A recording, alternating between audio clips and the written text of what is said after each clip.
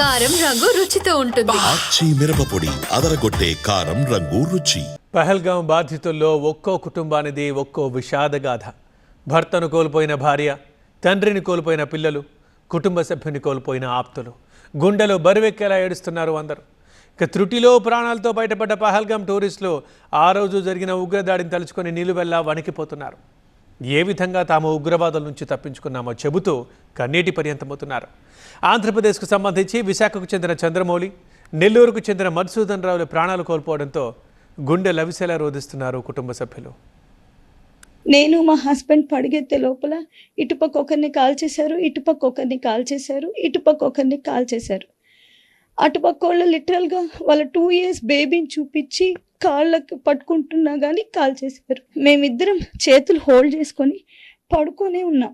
వస్తుంది టక్కని blast sound వినిపించింది, ఒక షాట్ వినిపించింది. బట్ నేనైతే మాది కాదనుకొని ఇట్లే ఉన్నాను. మేమిద్దరం ఇట్లే చేతులు పట్టుకొని సడన్గా నాకు డ్రెస్ అంతా వెట్ అయిపోయింది.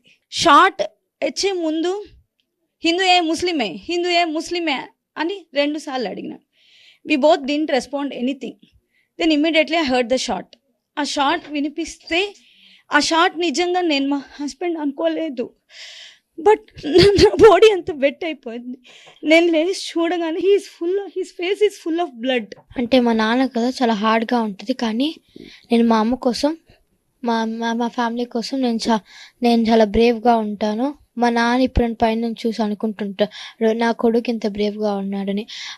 నేను చెన్నైలో ల్యాండ్ అయినప్పుడు కూడా I was very proud of my dad that ఇంతమంది సోల్జర్స్ అందరు మా నాన్నకి సెల్యూట్ చేస్తున్నారని. లేదు, మేము ఆల్రెడీ గేట్ బయటకు వెళ్ళిపోయి ఉన్నాం.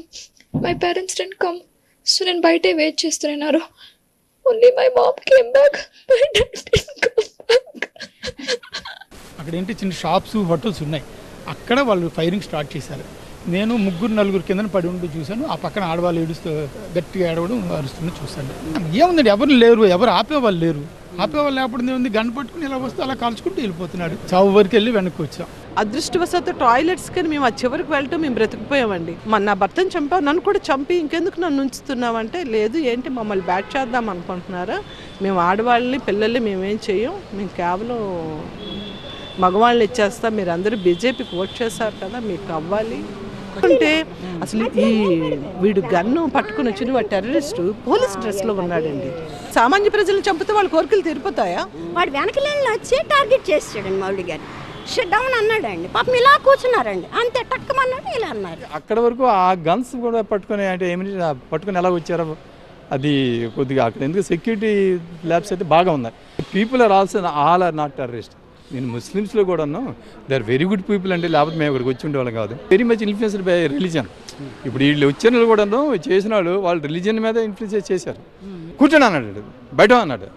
బయట అనేసరికి మేమేంటంటే బయట కూర్చున్న కాల్ చేస్తారు, మరి పరిగెట్టిన కాల్ చేస్తారు. ఆ మధ్యన కూర్చుండి పడేందుకు నేను పారిపోయాను.